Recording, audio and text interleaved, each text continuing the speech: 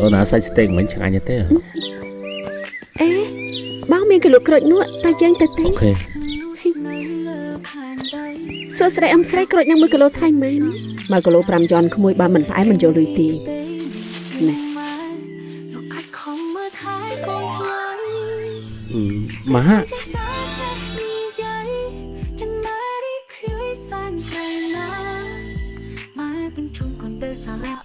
ណែអ្នកកំឡោះនេះជាមុខរបរកពិកកប៉ុកបើក្មួយចង់តថ្លៃនោះឆាប់និយាយមកមិនចាំបាច់ហៅមីងអញ្ចឹងនោះទេណាម៉ាឈប់សំដែងទៅបានទេ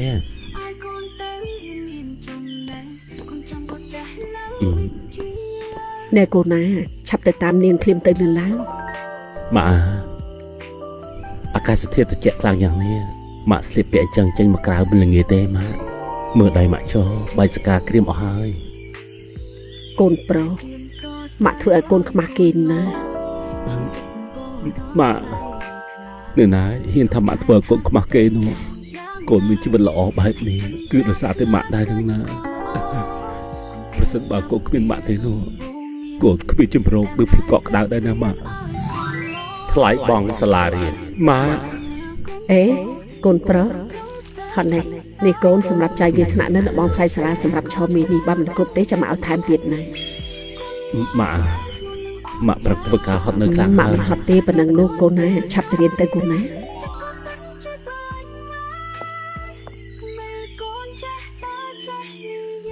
បាយបាយម៉ាក់ងាយសុជីថ្ងៃនេះគេសិប្រាក់សង្ហាដល់អើយ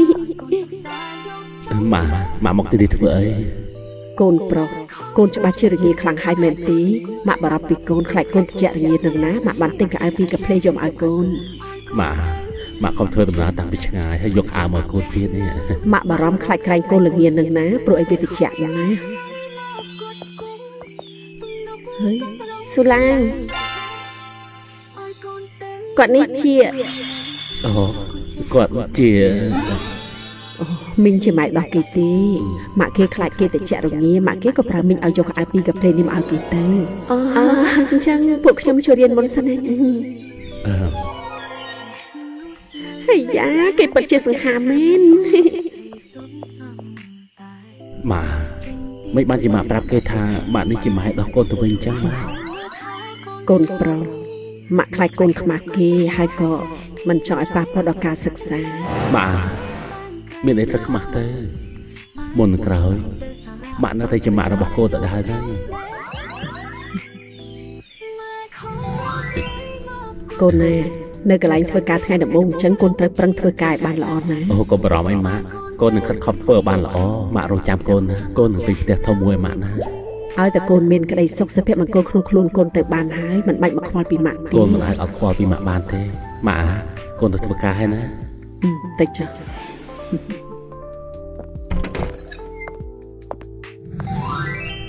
ម៉ាក់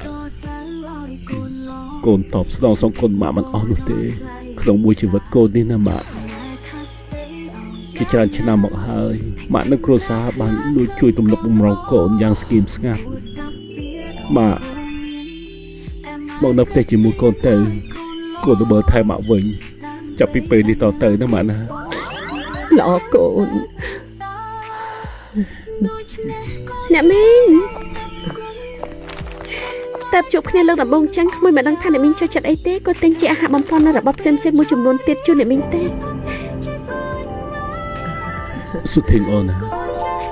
នេះបងគិតថាអូនណាហើយមិនក៏បងគិតអញ្ចឹង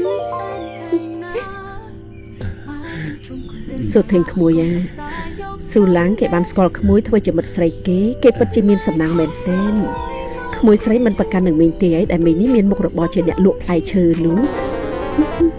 អ្នកមីងក៏មានប្រសាសន៍បែបហ្នឹងអីដោយសារតែឥឡូវនេះពួកយើងមិនទាន់មានលទ្ធភាពគ្រប់គ្រាន់ធ្វើឲ្យជីវិតយើងរស់នៅបានសុខស្រួលនៅឡើយទេឲ្យក្មួយនេះប្រកាន់នឹងអ្នកមីងយ៉ាងម៉េចទេចាប់ពីពេលនេះទៅអ្នកមីងមិនចាំបាច់ប្រឹងពេកទេទោះឲ្យបងស៊ូឡាងហើយនឹងក្មួយនេះជាអ្នកខិតខំប្រឹងប្រែងរកទិញផ្ទះសំរុំមួយឲ្យបានឆាប់ហើយយកអ្នកមីងទៅរស់នៅជុំគ្នានឹងបានមើលថាអ្នកមីងនៅពេលចាស់ពិតជាល្អណាស់ក្មួយ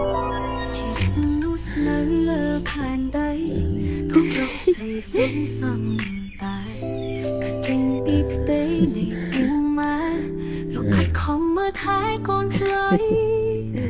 ពេលកូនចេះតាចេះនិយាយ